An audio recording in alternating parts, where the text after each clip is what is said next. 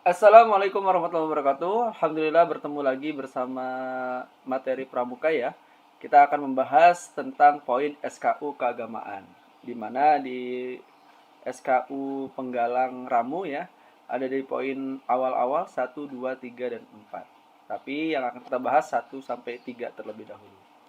Oke ya, kita lihat dulu pendahuluannya bahwasanya berdasarkan konstitusi yang ada di negara kita, bahwasanya kita berdasar atas Pancasila. Yang mana di sini ada lambang Garuda Pancasila ya. Garuda, kemudian ada semboyannya Bhinneka Tunggal Ika dan ada lambang-lambang dari sila-sila Pancasila. Kemudian yang fokus ke kita adalah ada 5 lambang ini ya.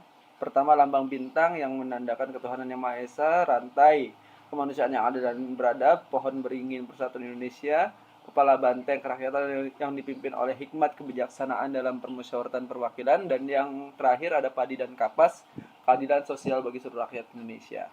Nanti kita akan fokus di poin sila yang pertama tentang ketuhanan yang Maha Esa. Sebagai bagian dari bangsa Indonesia dan masyarakat Indonesia, Gerakan Pramuka juga harus ikut dalam aturan bernegara yang ada di negara kita. Seperti itu ya. Lanjut. Nah, sila pertama Pancasila. Nah, ini lambangnya bintang ya. Ketuhanan yang Maha Esa. Sila pertama disimbolkan dengan bintang bercahaya. Sila pertama Pancasila mengandung nilai-nilai ketuhanan yang menggambarkan bahwa rakyat Indonesia meyakini akan adanya Tuhan dan bertakwa kepada Tuhan dengan cara menjalankan aturan-aturan yang ada di dalam agamanya. Kemudian sebagai bangsa yang beragama, kita juga harus menjunjung toleransi dan rasa saling menghormati antar umat beragama. Nilai sila pertama Pancasila harus kita amalkan dalam kehidupan sehari-hari. Kemudian juga dikuatkan agama di Indonesia. Indonesia adalah negara demokratis yang sekuler, mayoritas pemeluknya adalah beragama Islam. Konstitusi Indonesia menjamin kebebasan beragama kepada semua orang, masing-masing menurut agama atau keyakinan sendiri ya, seperti itu. Kemudian konstitusi ini juga menetapkan bahwa negara Indonesia harus didasarkan pada keyakinan kepada ketuhanan yang Maha Esa.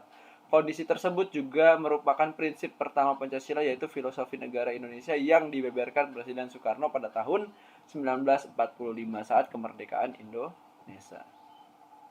Oke, lanjut ya. Nah, di sini contoh-contoh pengamalan sila pertama Pancasila itu antara lain seperti ini. Beribadah sesuai agama dan keyakinan masing-masing. Kedua, memupuk toleransi antar umat beragama. Menghargai orang lain yang sedang beribadah. Tidak memaksakan suatu ajaran agama kepada umat lain. Kerjasama antar umat beragama. Nah, ini adalah hal-hal yang perlu kita perhatikan. Kita juga sebagai seorang anggota pramuka harus mengikuti apa-apa yang ada dalam konstitusi kita, khususnya di sila yang pertama ini, yang berkaitan dengan ketuhanan yang Maha Esa.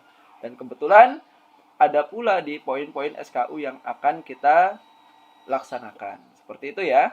Oke, selanjutnya. Nah, di poin penggalang ramu ini kita diminta untuk tahu dan hafal nama tempat ibadah agama yang ada di Indonesia. Seperti yang kalian ketahui semua bahwasanya di Indonesia ini terdapat 6 agama. Yang pertama ini ya, ini adalah gambar masjid, yaitu tempat ibadahnya orang-orang yang beragama Islam ya. Kemudian yang kedua ada gereja ya. Ini agama Kristen beribadahnya di gereja. Kemudian yang ketiga juga ada katedral ya, atau sama aja gereja juga ya. Orang-orang yang beragama Katolik itu beribadah di katedral atau gereja juga sama.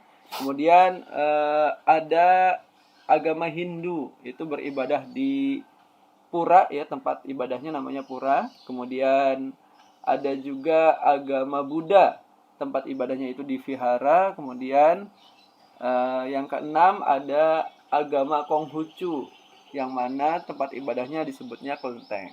Nah, itu adalah nama-nama tempat ibadah yang ada di Indonesia, agama-agama yang ada di Indonesia.